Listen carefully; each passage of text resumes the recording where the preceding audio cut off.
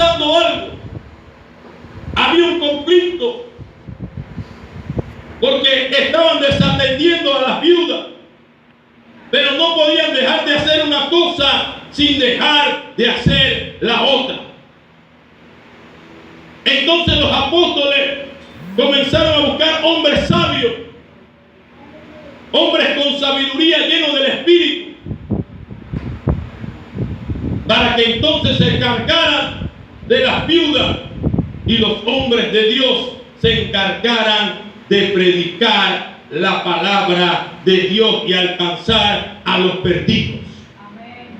Es lo que Dios está demandando de la iglesia, que el evangelista, que el misionero tenga este carácter, tenga este estilo de vida de amar al perdido.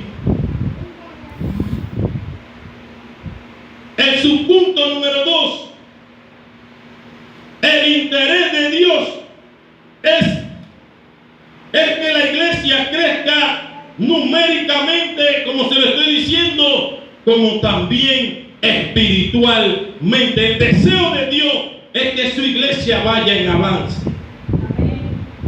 El deseo de Dios no es que la iglesia se quede ahí estándar. No.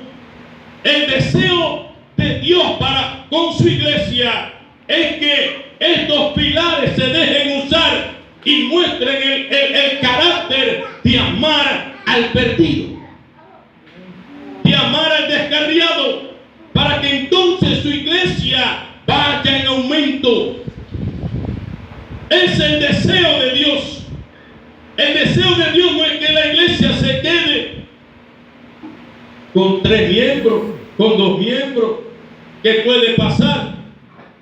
Pero después de eso, Dios puede levantar hombres y mujeres con el carácter de amar al perdido y alcanzar al que está afuera para que lo acompañe en los cultos acá adentro. ¿Vive o no vive? Entonces, el deseo de Dios siempre es que la iglesia vaya en crecimiento. Y lo vamos a ver bíblicamente. Dice el capítulo de Hechos 8:4 al 8, dice: pero los que fueron esparcidos iban por toda parte anunciando el evangelio. Entonces Felipe, descendiendo a la ciudad de Samaria, les predicaba a Cristo. Y la gente unánime escuchaba atentamente las cosas que decía Felipe, y oyendo y viendo las señales que hacía, porque de muchos que tenían espíritu inmundo salían, esto dando grandes voces, muchos paralíticos y cojos eran sanados, así que había gran gozo en aquella ciudad. El gozo de la ciudad, ¿cuál era? De que había un evangelista llamado Felipe con un carácter de amar al perdido. Había un evangelista y un misionero llamado Felipe con el carácter de amar a una comunidad que se estaba perdiendo. Entonces, mi pregunta es: ¿qué carácter estamos mostrando nosotros ante nuestra comunidad? Usted haga esa pregunta ahí en su mente, en su corazón. Usted respóndasela a usted mismo. Pero Felipe, cuando sale a causa de la persecución, él comienza a predicar el evangelio de Cristo con el carácter de un evangelista y misionero a la vez, de amar y alcanzar a una comunidad que se estaba perdiendo. ¿Y cuál fue el fruto? A su nombre. ¿Cuál fue el fruto de mostrar el carácter de amar al perdido para Felipe? Yo quiero que alguien me responda. ¿Cuál fue el fruto de mostrar el carácter de amar al perdido? Según este pasaje, hay un fruto poderoso que a causa del carácter de Felipe rodeó una comunidad.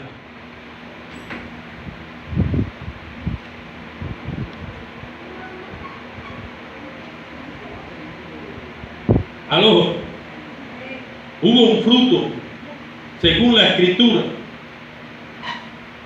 Dice que la comunidad, o sea, la ciudad, se gozaba. La comunidad recibió el Evangelio. Los paralíticos eran sanados. Los enfermos eran sanados. Gente se arrepentía. Por ende, la comunidad estaba como gozosa, alegre. Era el fruto a causa del carácter de un evangelista. Y yo me he puesto a pensar, cuando a nosotros nos predicaban el evangelio que estábamos perdidos, cuando usted conoció el evangelio de verdad, el evangelio puro, ¿cómo usted se siente ahora? ¿Aló? ¿Cómo se siente? Y fue el fruto de aquel evangelista o de aquel misionero que le predicó a usted con el carácter de amar al desvalido, con el carácter de amar al perdido. Entonces Dios está demandando de nosotros, de su iglesia, mostrar este carácter y devolverle el gozo a una comunidad que se está perdiendo. Denle un aplauso al Señor.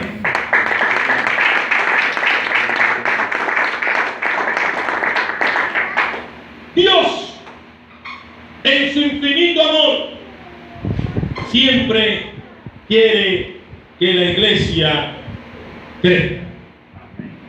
Le voy a poner este ejemplo. Esta agua que usted ve aquí, ¿hasta dónde está? Está llena, pero le falta un poco para desbordarse. Y así es como Dios quiere su iglesia, que se desborde en almas, que se arrepientan y se conviertan. ¿Vive o no vive? Así Dios, a través de la parábola de la semilla de mostaza, estaba dando a demostrar a la humanidad que el interés de Dios siempre ha querido de que su iglesia vaya en crecimiento, pero Dios usa dos pilares. Se llama el evangelista y el misionero, al que Dios manda y encomienda hacer sus misiones. Estos dos fundamentos están en la iglesia como pilares, pero no como llaneros solitarios. ¿Vive o no vive? ¿Por qué le digo como llaneros solitarios? Porque muchas veces la iglesia deja al evangelista y deja al misionero que vaya solo. Y en Mateo 28:19, el llamado es para toda la iglesia.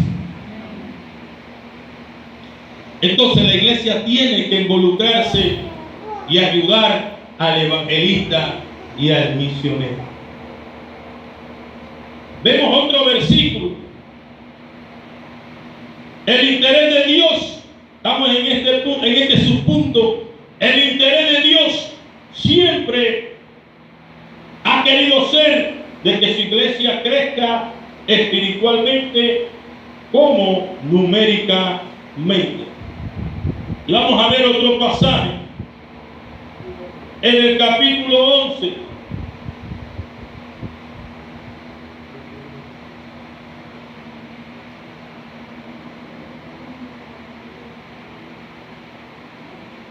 Alguien que me busque el capítulo 11, verso 24 Y otro me busca Hechos 18, 8. Hechos 11:24. Ajá, y Hechos 18, 8. El 11:24 dice: porque era varón bueno y lleno del Espíritu Santo y de fe, y una gran multitud fue agregada al Señor. De una gran multitud, hablaba de muchas personas, se entregaba al Señor. Dice el verso 18, capítulo 18, verso 8 dice: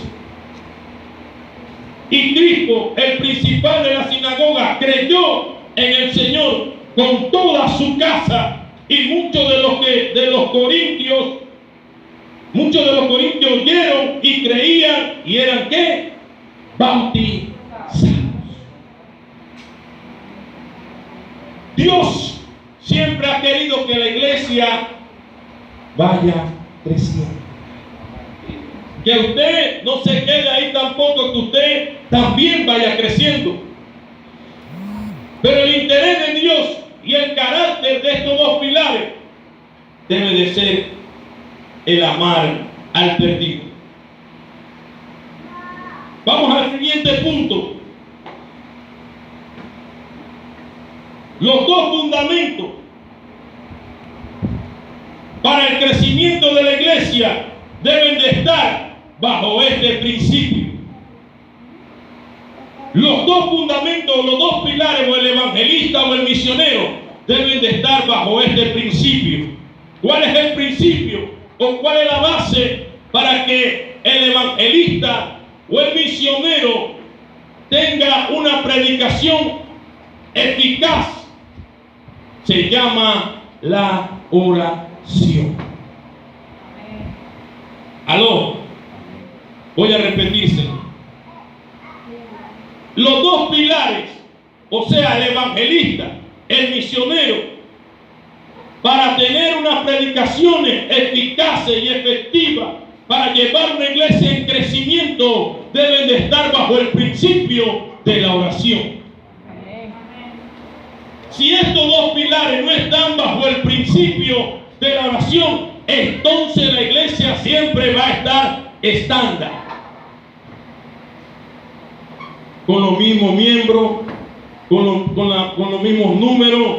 Pero si el evangelista, el misionero, incluimos también la iglesia, está bajo este principio, bendito sea Dios, la iglesia va como la semilla de mostaza. Voy a repetirle esto de nuevo. Si el evangelista, el misionero, que ha sido llamado por Dios, que sabe que tiene este ministerio, está bajo el principio de la oración, entonces la iglesia, involucrando a la iglesia local, también, bendito sea el Señor, entonces si estamos bajo ese principio, la iglesia va a ir en crecimiento. Porque las predicaciones del evangelista no van a ser predicaciones huecas o falacias, no, sino que las predicaciones del evangelista y las misiones del misionero están basadas y fundamentadas bajo el principio de la oración. Entonces, cuando el misionero está y el evangelista está bajo ese principio que nos enseñaba el Señor Jesucristo, entonces está una iglesia pronta a crecer. Entonces está una iglesia pronta a crecer. Y vemos este punto en Hechos 3:1. Este principio nos lo enseñó nuestro Señor Jesucristo. Las predicaciones de nuestro Señor Jesucristo eran eficaces porque estaban bajo el fundamento de la oración. El crecimiento y la multitud que perseguían a Jesucristo y lo perseguían por los panes y los milagros, pero a bendito sea el Señor, los perseguían, pero había algo que Jesucristo hacía todas las madrugadas. Se llamaba oración. Y en Hechos 3, verso 1 dice: Pedro y Juan subían juntos al templo a la hora novena, la de la oración. Era el principio que Jesucristo le había establecido a Pedro y a Juan. Si vemos, hay dos varones. Uno, los dos eran apóstoles, pero en esta ocasión lo vamos a usar como el evangelista y el misionero. Cuando ellos van hacia el templo, iban a la hora novena, o sea, a las 3 de la tarde, iban a la hora de la oración. Tenían una comunión con Dios y por tanto sus predicaciones no iban a quedar en el piso. Cuando vieron al cojo de la hermosa, ellos le dicen, ellos le esperando algo a cambio, no tengo oro ni plata, pero lo que tengo, tengo. ¿Cuál era el carácter de este hombre llamado Pedro y Juan? Amar al perdido. Si ellos tenían ese carácter, sus predicaciones y sus enseñanzas iban a ser eficaces, iban a tener resultados.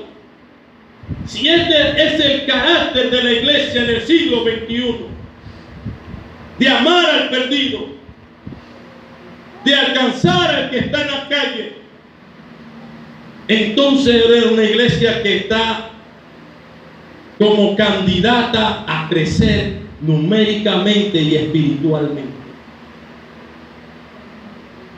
El fundamento del evangelista, del misionero, es la oración. A través de este pasaje vemos cómo Dios usa estos dos varones. Pero yo me imagino que en ese momento ya ellos tenían